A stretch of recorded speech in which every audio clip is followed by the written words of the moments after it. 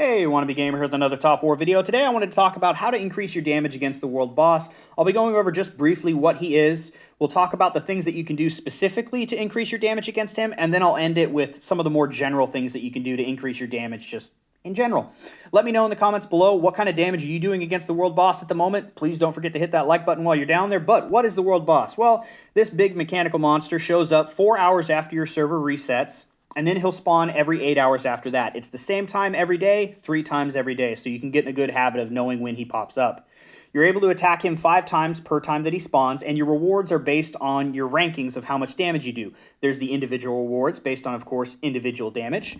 There's alliance rewards, of course, based on your alliance damage. Now, you can only get one of each of these rewards per day. It's given just before server reset, but it's based on your best performance against all of the world bosses. So if you get first place on one boss and then third place on the next 2, you're still going to get first place reward. So you only get the reward one time, but you get the best reward that you've achieved. The one that's different would be the kill reward. Of course, you can't kill it, but you can attack it 5 times each time it spawns. This one does stack, so if you attack him all 15 times in a day, you'll get 30 gems and 30 level 1 components. Now, unless you think you're going to get a higher individual or alliance ranking, I wouldn't hit him that many times per day because 25 energy is all 5 attacks, so that seems like an awful lot of energy to waste for just an extra 10 gems and 10 components. Something to keep in mind. Now, moving on to the damage that you can do against the world boss, the first thing I would recommend is your decorations. Now, of course, work on all your decorations because that'll increase your damage in general, but one specifically is Giant Killer. This is able to increase your attack against the world boss by 15%, so that's a very big boost. This is the only decoration that directly affects the world boss, so it's the one that you're going to want to keep an eye out for the most. The next thing that you can do is your components. Now, I do want to show you a battle against the world boss. Keep an eye out for his attack because he'll attack after 2 of my units hit.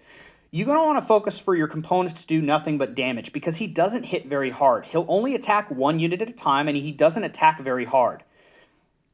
See there, he attacked my front middle unit. That's always the one he attacks, so make sure you don't put Valhallas there if you're still losing units. But usually, I only see people have 1 or maybe 2 units get sent to the repair shop. So you don't have to have anything survivable. You don't have to have increase of HP. It's nice if you don't have to repair it. It comes with time, but really we want to focus on the damage because he doesn't hit very hard.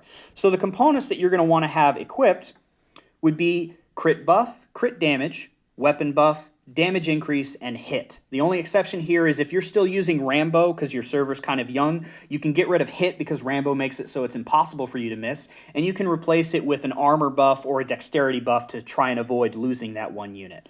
Other than that, these are the components that you're going to want to use. Next would be your hero skills. Now, the hero skills I would recommend against the world boss, 3 for sure, is march size increase, damage increase, and attack increase would be absolute musts against the world boss. Now, the 4th one depends on what you have. Sometimes you can use their exclusive skill, but for people like Amalia, it's not very helpful. Her exclusive skill doesn't increase her damage. So take that into consideration. It depends on the hero you're using. So if you can either use their exclusive skill if you've got a good one, or you can do crit chance or a common march size increase would be my recommendations. Another thing that you can take into consideration is use heroes that are high in their war stat. The war stat dictates how much attack increase they give to your units, but there's not one specific hero that I'm going to recommend for this. It really just comes down to what heroes do you have leveled up. That's really going to do the most damage, because even if you pick the best hero, but he's only level 60 because you've only got him to 2 stars, he's not going to do as good as just about any other hero if they're level 120. So keep that in mind. It's really just the best hero that you have. Another thing that you can do to increase your damage is Amalia is able to find paint in her chests. One of them is the Fanatic Paint that increases the attack of all units by 20%. You can go ahead and pop one of these before you attack the world boss. Just keep in mind of that 30-minute timer. Sometimes the world boss likes to spawn far away, and it could take you more than 30 minutes to do all your hits if you're not using speed-ups. Next would be your base buffs. Now, if you go to your base and click Skill Shortcuts, there's 2 buffs in here that can give you a big boost. One would be Dragon's Breath from the Shadow Dragon. It increases your damage by 30%, but only for 3 minutes. So if you want to use this ability, you're probably going to have to teleport to the world boss to do all your hits. So it's very common to see people do this. They'll use this ability and hit the boss, 5 times in a few seconds. The other thing is the Ura of the Ocean from the Atlantis skin. This increases your attack as well as all your allies that are next to you by 30% for 10 minutes. Another thing, 10 minutes isn't very long. You'll probably have to teleport for that one as well. But you can activate both of these to get that boost. Another boost that you can use is from the Flying Castle skin. This allows you to reduce your march time by 75% and increases their attack by 20% for that march. So if you pop both of those and use this, park just a little bit away from the world boss so you have enough time to activate this, that'll greatly increase your damage. Another thing is just what skin you have activated. So the nice thing is I use Phantom Ship because I'm Navy. This one will give me a 40% increased attack bonus total if I'm using Navy. And the good thing is Shadow Dragon, Flying Castle, and that Atlantis skin, all their buffs still work even if I don't have the skin directly equipped. So good thing to keep in mind. If you're using Navy, use Phantom Ship. If you're using Air Force, Neotopia would be the way to go. That's another 40% increase if you're using Air Force. And then for the Army, the best one would be the VN1 Forerunner, which also gives a 40% increase total to Army units. Now, it does, not everybody has all these skins, so just use the best one you have. Check out their stats, find out what works for you. Another thing to consider is your base decor. All but one of the base decor for equipping either give you an HP boost or an attack boost. You're going to want to make sure you have one with an attack boost on so you can boost that damage. The only exception would be the World Carnival effect. This increases your damage by 3%, which is greater than a 5% attack increase. But this is only available to whoever holds the capital, so that one's a bit of a tough one to do. Another thing to consider is your unit type. Now, the world boss probably shouldn't dictate what type of unit you choose to main, but it is something that's good to keep in mind. So the advantage of using Army, while the Army only hits one unit at a time, they hit much harder than the Navy or the Air Force does to a single unit. So the Army focuses their damage rather than spreads it out. So they do a bit of an extra damage to the world boss since it's just single target.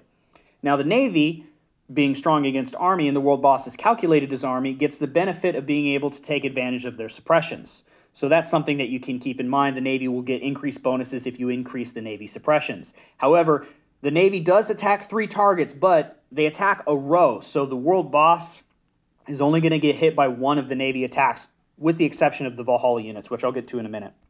But the Navy unit is only going to hit one of the 3 attacks it launches. Air Force, they have that same problem. They attack 3 units, but since the world boss is only 1, it's only going to hit it 1 time. And it doesn't have the benefit of the Navy suppressions, and it doesn't have the benefit of the focus fire of the Army. So Air Force is the least effective against the world boss, but if you're one of those guys who mains Air Force, you work with what you got. Now, the last thing that specifically works on the world boss, at level 80, you're able to, in your command college, unlock general perks. One of the things in here is increase the max battle round cap. Now, the world boss has a weird number that it kicks you out at. At round 36, it automatically kicks you out of the fight. Now, a round happens when you complete your turn and the enemy completes their turn. So once all your units attack and once the world boss attacks, that's 1 round. At round 36, it automatically kicks you out of the fight, and for the world boss, it always says defeat. You're not defeated. It just says it every time. But 36 will automatically kick you out. If you upgrade this all the way, you can go for 51 rounds, which of course greatly increases your damage by almost a third based on how many rounds there are. So something to look forward to once you hit max level. Now, as far as the general things that you can do to increase your damage, I'll just list these real quickly. If you want a video on them, on any one of these specifically, let me know in the comments below. Please don't forget to like and subscribe and share me with your alliance. But the general things that you can do to increase your damage would be perking out your heroes. Once they reach 5-star, you're able to get perks, and the ones I would recommend would be all unit attack and then whatever type of unit attack. So for example, I'm Navy, so I would do all unit attack, and then I would do Navy attack. So orange heroes are able to get 110% increase from each one of those. So 220% if you manage to max out both of those. Huge boost. Another thing, collect base skins. Most of the base skins offer, just for having it in your inventory, give a 10% attack and 10% HP boost. Most of them, there are exceptions. So definitely want to collect those skins if you can. Naturally, leveling up your profile, leveling up your heroes are going to give you some more damage. The one thing that you can do that'll increase your damage greater than anything else would actually be a 3-hero march. Makes a huge difference in the battle. Increases, all your stats just from the heroes, the extra hero skills, the hero perks, the march size. So 3-hero march would be the thing that does the most. At the moment, only Grand Marshal gets 3-hero march, but they did say they were reworking the classes and everybody's going to get those, so looking forward to that. Another thing would be your formations. Of the 2 formations, you're going to want to use the assault formation because it increases attack and damage of selected units. You're also going to want to upgrade your equipment. You're able to produce equipment. Once you reach a high enough level, I recommend running this 24/7, but this allows you to produce items that you can equip to your units to increase their damage even farther and sometimes give them special abilities. There's your elemental research lab, or the special effects research that increases damage or crit rate or attack depending on how you have it set up. Another thing would be Valhalla troops. So something that's nice to keep in mind about the Hall of Valhalla training, the Navy and Air Force have 2 units that are interesting and good to know about for the world boss. So the ones that I use for the Navy, the F4, they're able to attack 3 random times, which means instead of hitting the boss once, I'm able to hit him 3 times. So it greatly increases my damage. The Air Force have a similar thing, except it's 4 attacks, so something to keep in mind. Another thing would be your masteries. So where your components are, you can level up your masteries, which also increase attack and HP, so that attack will help you out. Naturally, upgrading your class and your specialization. There's various boosts in there to increase damage, so something to keep in mind. There is also the ruins. So the level 1 ruins, there's 2 that increase attack. They're not the best ruins in my opinion. I prefer the gold production and the harvesting ones, but if you've got the attack ones, you can get some extra boosts from there. This isn't necessarily all the general things. It was just kind of all the stuff I could think of in the top of my head that I wanted you to consider when you're working on leveling up or increasing your damage against the world boss. Let me know what you guys think below. Please don't forget to like and subscribe, share, and as always, have a fantastic day.